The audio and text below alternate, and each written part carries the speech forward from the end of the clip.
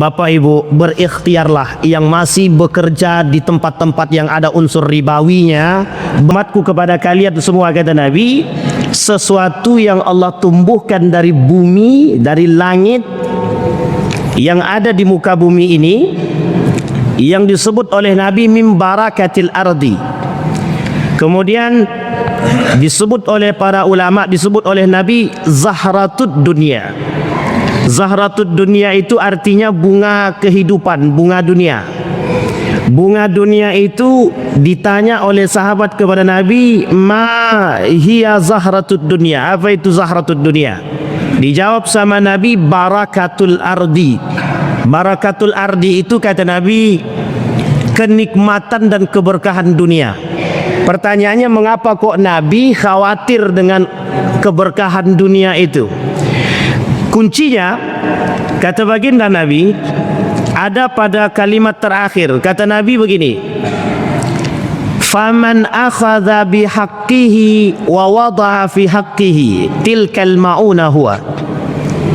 Yang ngambilnya dengan cara yang baik, yang halal, dan meletakkan pada cara dengan cara yang halal, maka kata Nabi, itulah kenikmatan yang sesungguhnya. Tapi kemudian faman akhadha bi ghairi haqqihi, yang ngambil dengan cara yang bukan haknya, yang mengambil bukan cara dengan haknya, kata Nabi, kana kalladhi ya'kul wa la yashba, seperti orang memakan tapi tak pernah kenyang. Ini pengibaratan yang diibaratkan oleh Nabi untuk kita semua. Zahratud dunia itu kenikmatan dunia, bunga dunia, memang barakatul ardi bagus, yang bisa memanfaatkannya dengan cara yang baik, yang bisa mengambilnya dengan cara yang halal, bukan dengan cara yang haram. Orang yang memakan yang halal, maka dia sedang meletakkan perutnya, raganya, jiwanya kepada sesuatu yang sudah ditentukan oleh Allah. Tapi orang yang makan yang haram, dia sedang meletakkan perutnya di tempat neraka yang sudah dijanjikan. Bapak Ibu sekalian yang berbahagia, Imam Al-Ghazali di dalam kitabnya Ihya Ulumuddin, kemudian ada percikan daripada Ihya Ulumuddin ini, atau lebih tepatnya dirangkum khusus untuk judul-judul tertentu. Salah satu judulnya adalah halal wal haram, halal dan haram. Waktu kita tak panjang, saya cuma sampaikan poin-poin inti saja. Di dalam persoalan ini Imam Al-Ghazali mengatakan, kulu minat tayyibati wa'malu salihah. Kata Allah dalam Al-Quran, makanlah yang baik-baik. Ingat kalimatnya, yang baik-baik. Allah tak sebutkan yang halal. Ini khusus orang beriman, khusus untuk orang beriman. Jadi kalau Bapak Ibu masuk dalam kategori orang beriman, harusnya ayat ini cocok untuk kita. Kulu minat tayyibati wa'malu salihah. Kata Allah dalam Al-Quran, makan yang baik-baik, yang baik-baik, kemudian lakukan perbuatan yang saleh. Saya ajak Bapak Ibu mengkorelasikan antara yang baik dengan perilaku yang baik. Saya ajak Bapak Ibu mengkorelasikan apa kaitannya makanan yang baik dengan perilaku yang baik, akhlak yang baik. Kita ambil contoh. Kalau Bapak Ibu makannya yang halal, kira-kira lisan ini mencaci atau memaki tak? Belum tentu. Tidak bisa sama pasti, Pak. Mesti orang yang makan yang halal itu, yang halal yang dia makan, apalagi yang baik, itu mesti lisannya tidak mungkin mencaci maki orang. Kenapa kau Ustaz yakin itu? Wa'malu salihah, selalu digandeng yang halal tu yang baik-baik. Tidak ada gandengan halal tu yang haram tu, tidak ada. Jadi Bapak Ibu, kalau Bapak Ibu lihat ada orang yang lisannya mencaci, memaki, menjelekkan orang, perhatikan tiga hal saja, tiga hal. Salatnya, hubungan dia dengan orang tuanya, atau yang ketiga, yang halal dan haramnya. Ustaz, ada orang makanannya tidak tahu halal apa haram, kita tidak tahu, tapi salatnya rajin, Ustaz. Orang tuanya diumrahkan, tapi memang lisannya tak bisa dia jaga. Mesti ada yang haram yang dia makan, mesti ada.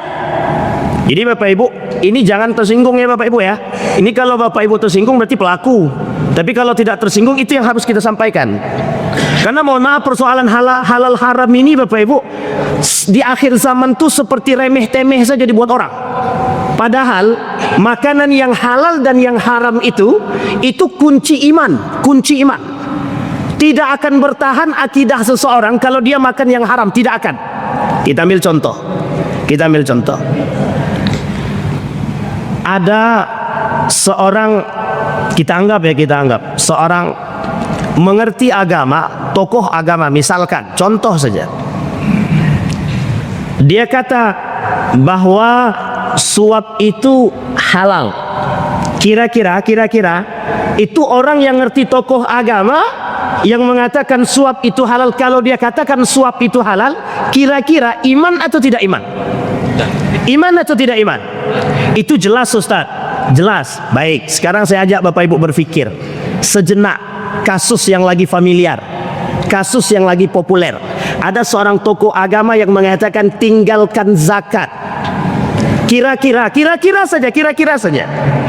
Di mana letak syubhat dan haramnya? Di mana letak syubhat dan haramnya? Mohon maaf Pak, ini kita bukan sedang mengkritik, bukan. Kita masuk dalam kategori wa'malu salihah. Apakah ada kaitannya antara makanan yang halal dengan perilaku yang baik? Saya kasih cerita, unik ceritanya, sangat unik sekali. Tinggal 5 menit lagi. Tolong diingatin ya, Andik 14 ini. Satu ketika ada seorang ustadz bernama Omar Nita.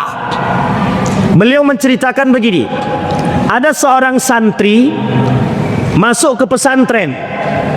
Bapak ibunya memasukkan ke pesantren. Pesantren ya, ingat kalimatnya pesantren. Tapi Bapak Ibu, ketika anak ini di pesantren, itu sama sekali anaknya agak susah diatur. Sangat susah diatur. Banyak melawannya, suka bikin onar, selalu dihukum.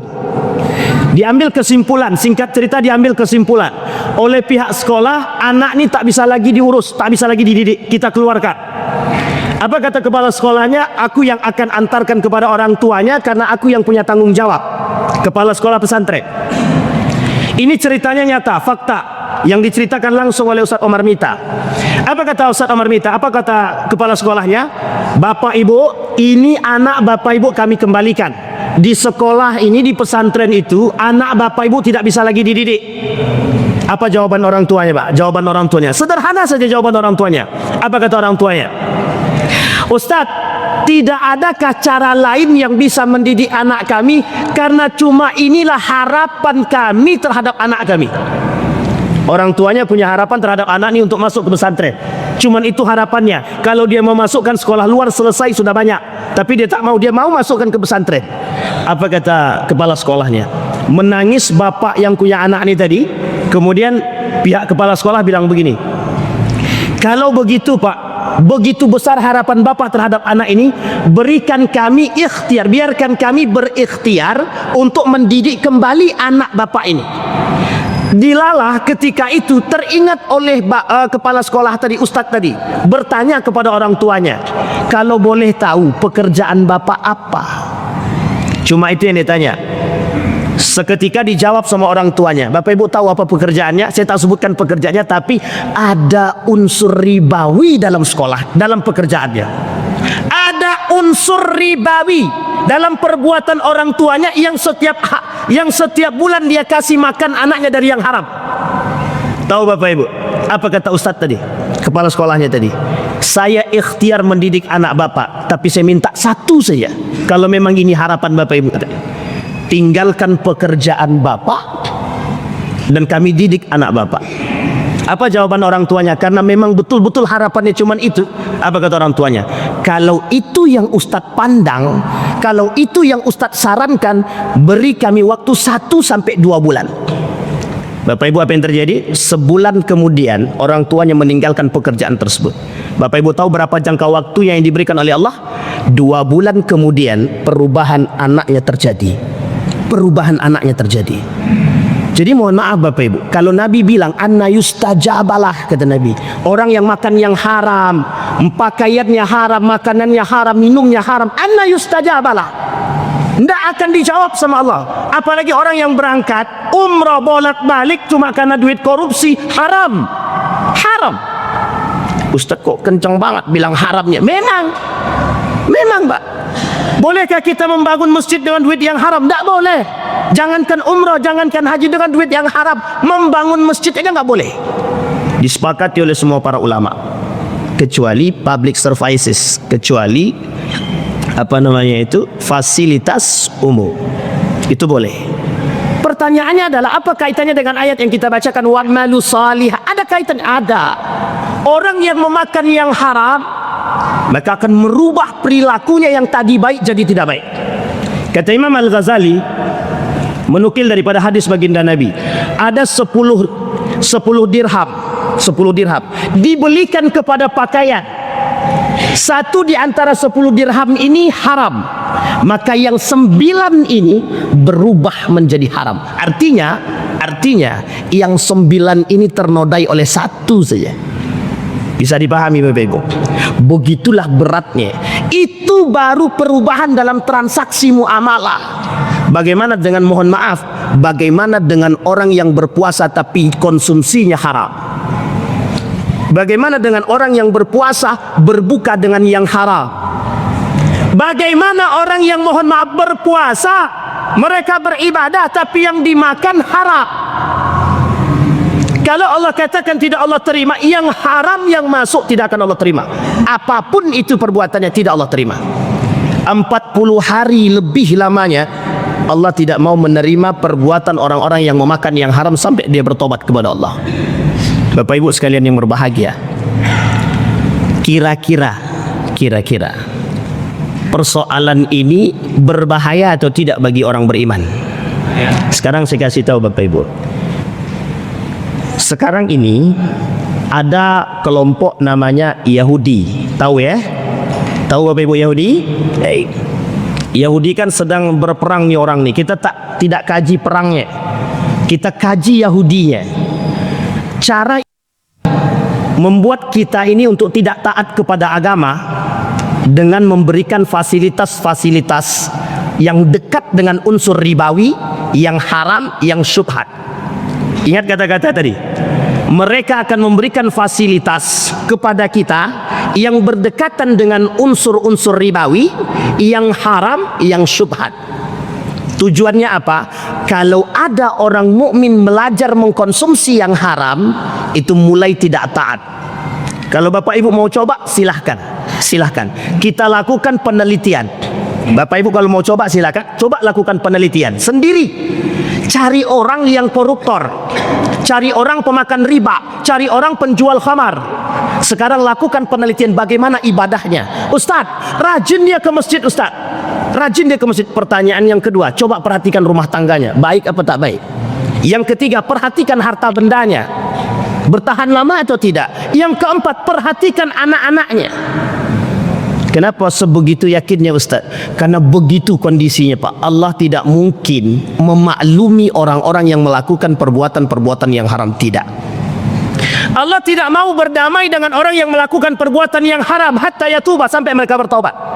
Tidak mau.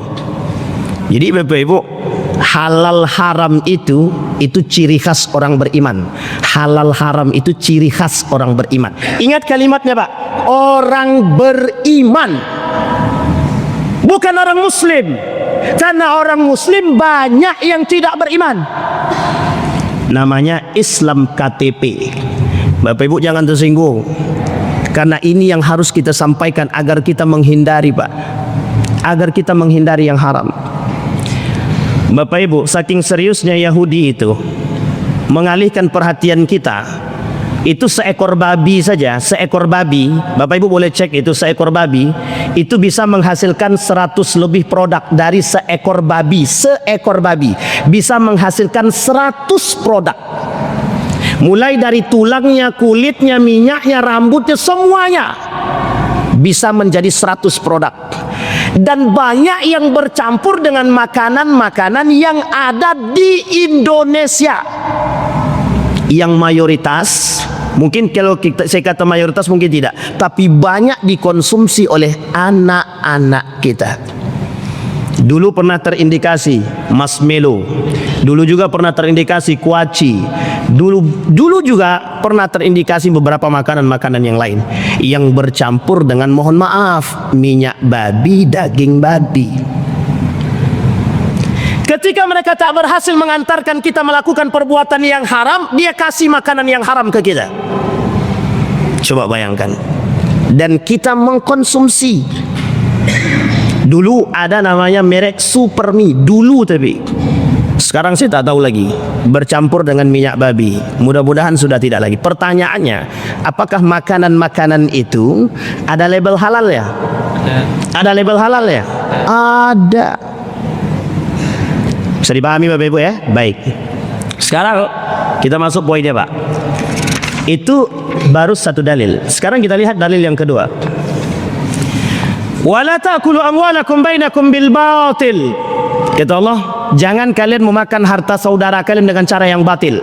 Korupsi itu batil enggak? Batil. Batil enggak itu? Memakan hak orang atau tidak? Ya. Sangat Pak, zalim. Memakan harta anak yatim batil apa tidak? Batil. Haram apa tidak? Haram. Sekarang saya tanya Bapak Ibu, ada orang penjual minuman khamar, kira-kira duit yang dia makan halal apa haram? Haram. Bapak Ibu lihat orang main judi, hasilnya halal apa haram? Haram. Judi online halal apa haram? Haram. Bahkan Bapak Ibu, 17 Agustus, lomba 17 Agustus, kalau diambil dari peserta duitnya digunakan untuk beli hadiah, haram. Judi haram. Kalau lomba 17 Agustus duitnya diambil dari peserta digunakan untuk membeli hadiah, mereka merebut duit mereka sendiri, hukumnya judi dan haram. Bisa dipahami Bapak Ibu? Bisa dipahami sampai di sini? Itu yang nyata haramnya, yang nyata. Sekarang pertanyaannya, ada enggak yang tidak nyata haramnya? Ada. Ada banyak yang tidak nyata keharamannya. Maka dimaknai haram secara makna. Bagaimana dengan orang yang jual beli tapi nipu? Duitnya halal apa haram? Haram. Barangnya halal, tapi cara menjualkannya haram.